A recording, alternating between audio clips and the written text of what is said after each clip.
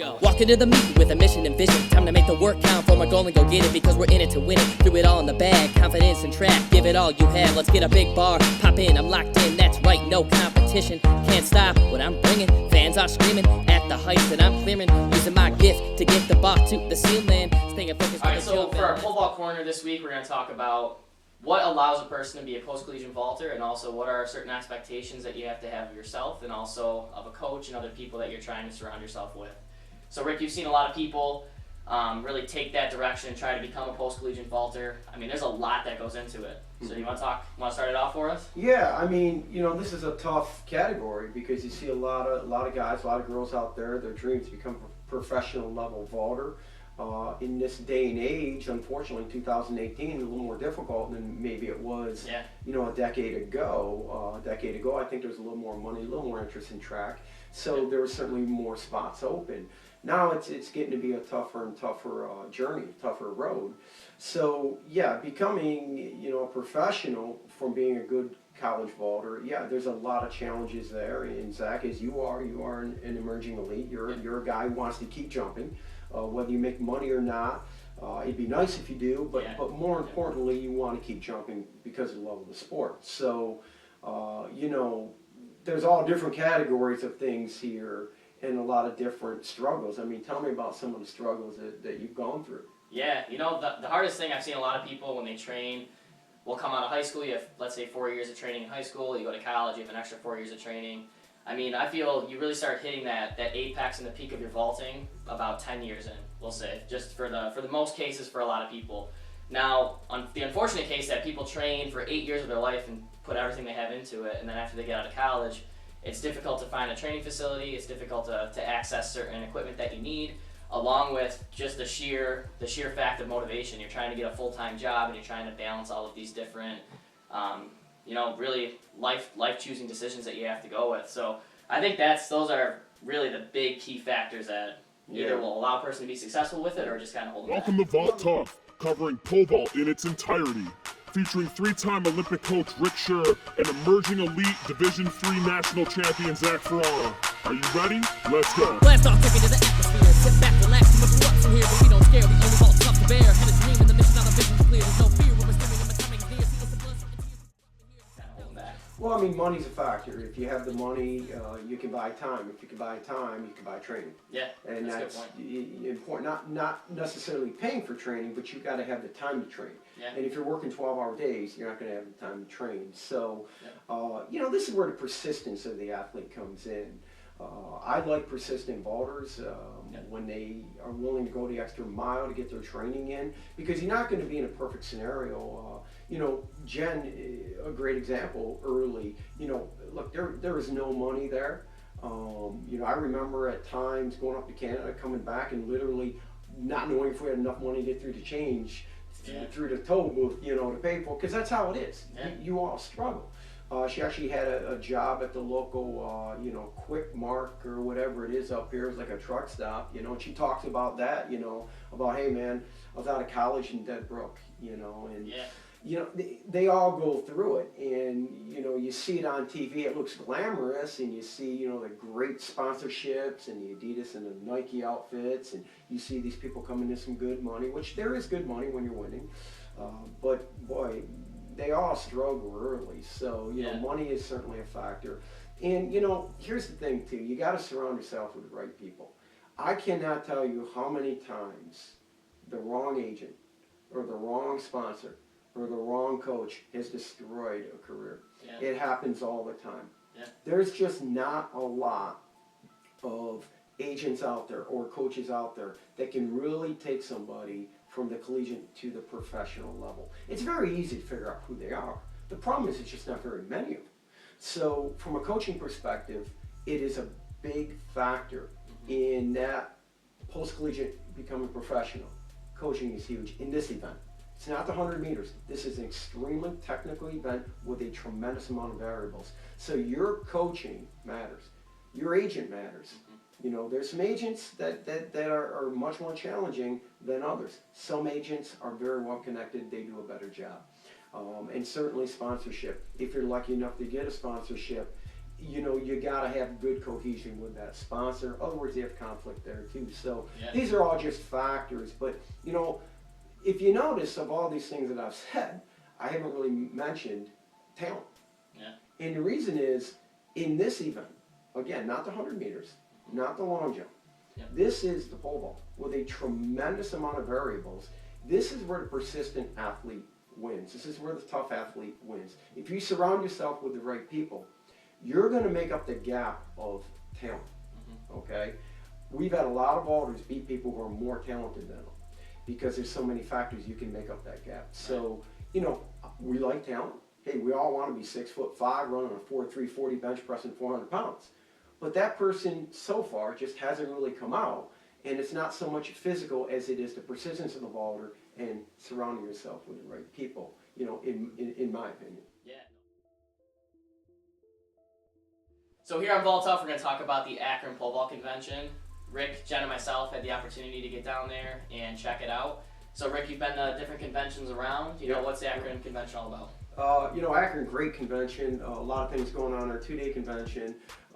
Saturday followed by Sunday. Saturday is a bunch of competitions, as most of these conventions are, pole vaulting.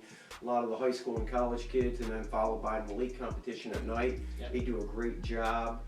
You know, it's a very close place to come, especially if you're Northeast. You know, you can probably drive from any distance. Yep. Some of the conventions that we have, you know, worldwide or in the U.S. are a long shot away, and it's just, you know, the travel is difficult, especially in January. But this is a great early season convention, and, you know, day 2 consists of, you know, a lot of seminars and things like that to improve your knowledge base and things. There's a lot of vendors and products. So, you know, Dennis Mitchell, you know, head coach at Akron, does a great job here. He is a pole vault guy. We always like head coaches who are pole vault guys. Yep. But yeah, certainly we've been out there a few times, and this did not disappoint at all. This is a great convention to attend, and every year we try to get out there. Yeah. You know, I think there's many highlights that happened this year, especially, I mean, you talk about the fact that when you walk into a facility and you have the opportunity to correspond and converse with Jen Scher, Katerina Stefanidi, and a whole bunch of elite athletes. I mean, that's really what separates our event. And what was cool about this one, there was a showcase by Katerina and her coach Mitch, who's actually her husband. And they basically walked through what a practice looks like. They were mic'd up, they had video cameras going, and Rick, you know, you had the opportunity as well to be Jen's husband and work through those different challenges and also the huge benefit of it. What do you think allows Mitch and Katerina to be so successful? Well, I think there's just a coordination there. There's a choreography between them, and we actually have an interview with both Mitch and with Katerina, and he talks about that, how that choreography between husband and wife, or father-son, or father-daughter, and that coaching, you know, coaching a sibling sometimes can be challenging, but they really talked about how, where it used to be frowned upon a little bit almost, it used to be a challenge that people didn't think would work, between Mitch, between Duplantis, between Jen and myself. Now it's really becoming something that people are saying, hey, you know, this really works.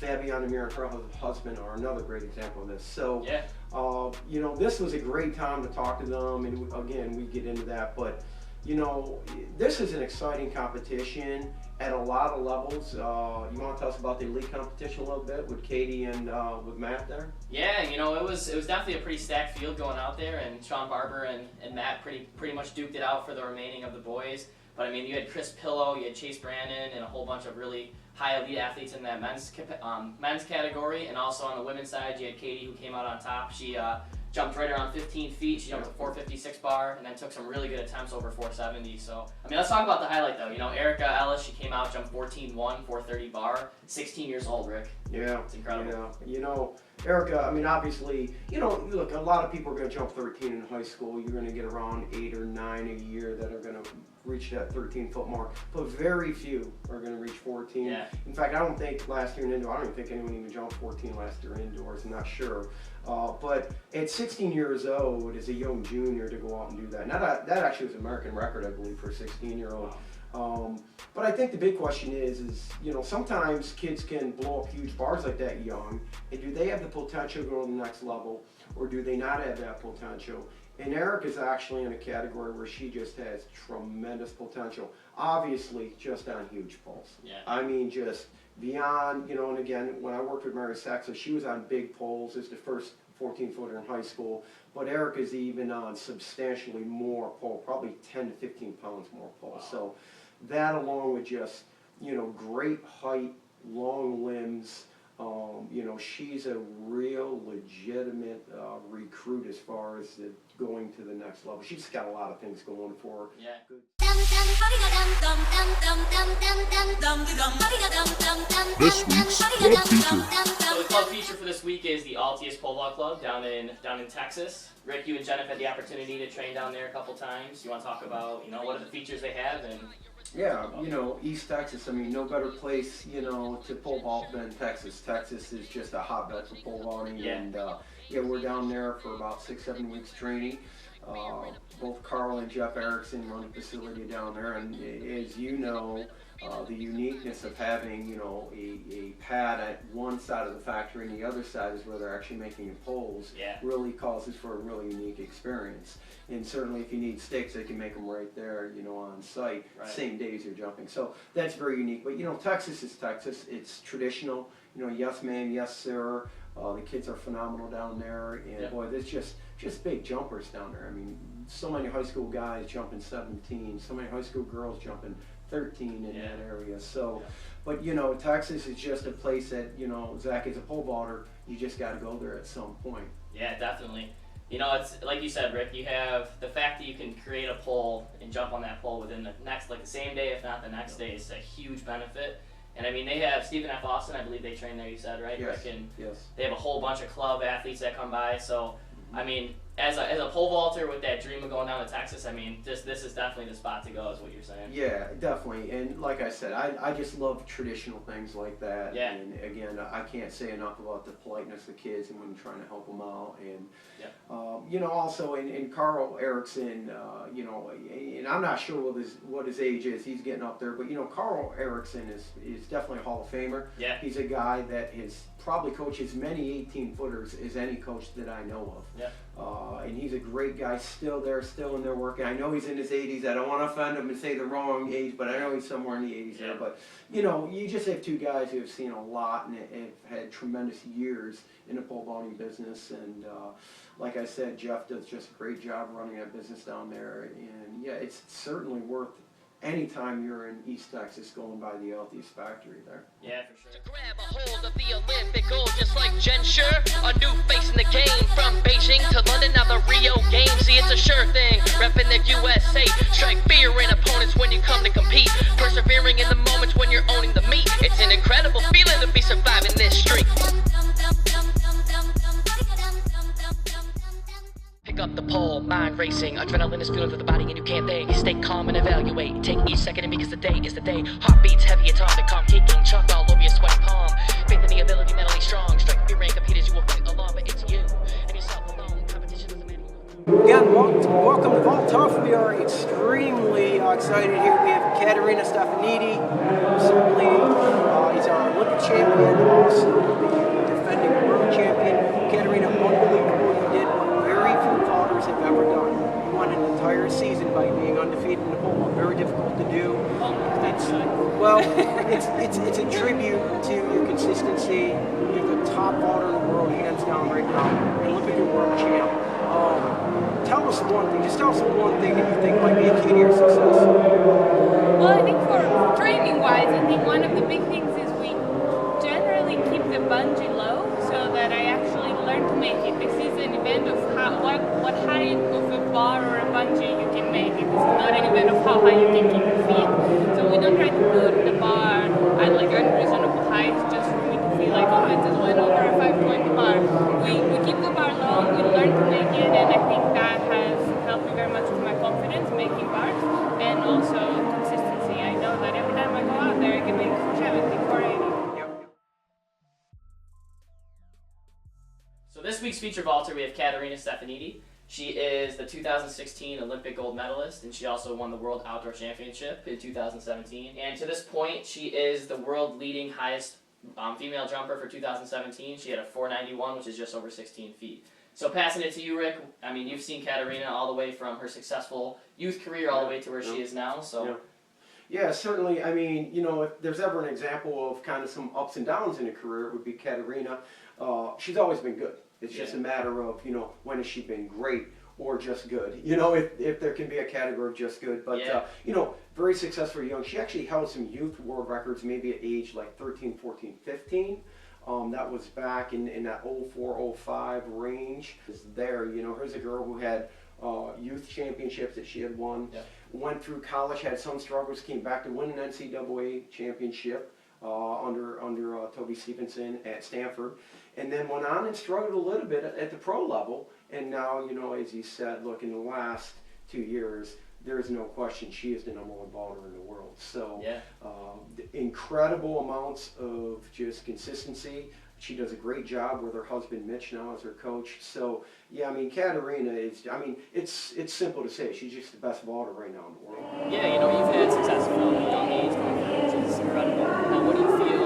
You kind of took the professional realm by storm. You came into the first meet, and ever since you really started, it was just been go from there. So can you explain, what was the difference from college to professional? It was a weird transition for me altogether because I was debating not going professional, and then my college coach kind of said one day, "Oh, you want to go professional?" And I was like, "Because I think I can be good." And I think that kind of motivated me to show him why I want to go professional, and that's kind of like the weird way I actually ended up going professional. And then I actually went into grad school, so I think that was a good combination for me at the time, feeling like I am still pole vaulting, but I have something to fall back to. And then once pole vault took off, I would say I stopped grad school, so now it's just pole vault. Yeah. How do you feel since you're, traveled all over the world last year? Do you feel that is a challenge for you guys? Do you feel like, because if you're winning all the meets that you are and you're going in so competitive, do you feel that you've found maybe a way to be consistent with it? I will say that traveling is one of the hardest things of being a professional track athlete. Yeah. We have learned to be able to eat a little better, I think, in terms of like diet and different beds and different pillows. Sometimes I'll travel with my pillow and stuff like that. So it's quite difficult, but you find solutions, I think. And then as you get older, I think and better, I guess maybe not just older, you start being a little more selective. So you go to the meets where like the runway is good, the pit is good, the conditions really are never good, so you can't really choose that. But I think just once we learn every year, we learn the new places and different places, and then we can make the best decisions. Welcome back. As you just saw the interview with Katerina, it's very profound to say that she is just an outstanding person, an outstanding vaulter. Rick, what separates her and makes her the best in the world at this point? The consistency is incredible, but really from a technical standpoint too, she is a technically very good vaulter. All the way from run to takeoff to swing to bar clearance. She does it time after time after time. Almost reminds me of a Maxine Tarsoff, the consistency that he had. And it's funny because in the interview with Mitch actually said, "Hey, I like Maxine Tarsoff." And I do too. That's one of the vaulters that I studied. So, again, Katerina does that. The other thing I got to say about Katerina, it's just incredible character. She is a great champion. She leads well, conducts herself well, phenomenal role model. She's the type of person that we want leading our event.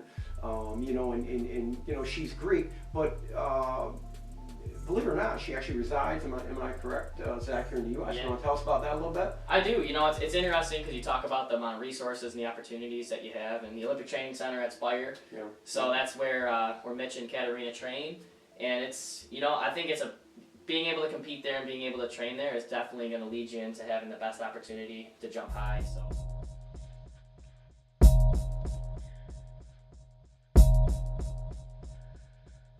Surely you wanna test my grit. If you step to me, you will fall like sediment. I'm in an element that's non-periodic. It's symbolic, metabolic, metaphors beyond it. Why do you keep testing me? I'm the chef here cooking with a recipe. The best to be, spilling out our masterpiece. You see my So this week's our pole vault issue, we're going to talk about the box collar. Now the box collar is a fairly recent addition to the pole vaulting safety apparatuses. Basically, exactly that. It's a padding that they put over the top of our plant box, which again is just covering that metal surface just in case if a vaulter were to come shallow and land on the ground. Rick, passing it to you, you've seen it at both the high school, elite, and professional level. What do you have to say about it? Well, if there's one thing that you can never get any bunch of pole vault coaches to agree upon, because everything, you know, everyone has their own opinion, but this is one thing across the line that I really see all coaches agree upon for the most part, and that is at a world-class level at least, is they just don't want the box collar. I'm on board with that. I've seen it cause a lot of issues, a lot of injuries. The intent of it was to help kids out, to pad the box again, which we want maximum safety here. But in the end, I just think this is a bad design. It interferes with the motion of the pole into the box. A lot of times blocks the pole from penetrating. And I've just seen some really bad injuries caused by the box collar. So I think the intention was good, but the result of this was just something that, at least at my level, at a world-class level, all the coaches actually agree upon that they just don't like it. Yeah. Now, do the box collar, are they added into professional meets, or are they taken out, not used at all? They actually are not. They're used at the high school level and the NCAA level. IAAF does not acknowledge it, so at a world level, box collar is not used, which is a whole nother issue, because this really can alter your jump a little bit. And if we're trying to dominate at the heaviest level, the biggest level, we certainly are going to have to jump in the same conditions. So if you're jumping in box collars all the time at NCAA meets, now next thing you know, you're in a world championship with no box collar. If nothing else, just visually coming in, it changes things, let alone the physical characteristics of the pole. Right. And I mean, if you look at athletes similar to Amado Duplantis, who's jumping both at the high school and professional level, I mean, that's definitely a huge addition that he has to account for when he's going to jump. So, yeah, I mean, if we take a look at it though, Rick, if you see, so looking at the box collar right here, you have all different angles of it. What they show is, so this is obviously your area to plan into. Now, what is the depth of the box, Rick, if you know off the top of your head? Well, the depth is again, right around 8 inches when you convert the metric conversion to it. But part of the issue here is this thing is almost never in position. It moves throughout the meet. A lot of times it's not tacked down as maybe it should be. So by the time we may start this box collar in good position here, back away from the box a little bit with a good inch reveal here, by the end of the meet, this thing will come forward, start interfering with the pole, the sides, the wings over here to my left will start to move in or crowd out, which again changes the whole characteristic of the design of the box. And it just, again, it just is something that anytime you have something in a box interfering with a pole, you're going to interfere both the vaulter's confidence, but not only that, the physical characteristics of the pole bending and coming back to you as it should. This is all compromised with a box collar. Vaulters come down, they try and plant the pole either on the right or the left side, and they get planted right on the top of that box collar and they get flipped out. Sometimes people actually plant on the top and the pole slips out of the box. So I mean, there's a lot. It's a huge safety reducer, but also there's a lot of issues that come along with it. So I mean, I think it's interesting though to say, like, the professional wise that they don't have the box collar in, where at the high school and collegiate wise you have to have it in. So. And at a world level, you know, again, the IAAF said no to it. I think that they had some people who really knew a lot about the vault, and when they looked at it, they said, hey, we can't have anything interfere with the direction of the pole into the box. And of course, so it never went to that level. And that does tell you something. I mean, that tells you, you know, there's definitely a little bit of an argument going on behind the doors. So call me the river, I'm overflowing the creek. The water's too strong, better check it next week. Go blast off, take off, rock back, hands moving and you can't stop. Hit the turn, feet reaching at the pole's top. Stay patient as you're dropping and awaiting to pop. Just stay patient as you're dropping and awaiting to pop. Let's go. Vault Tough coming at ya.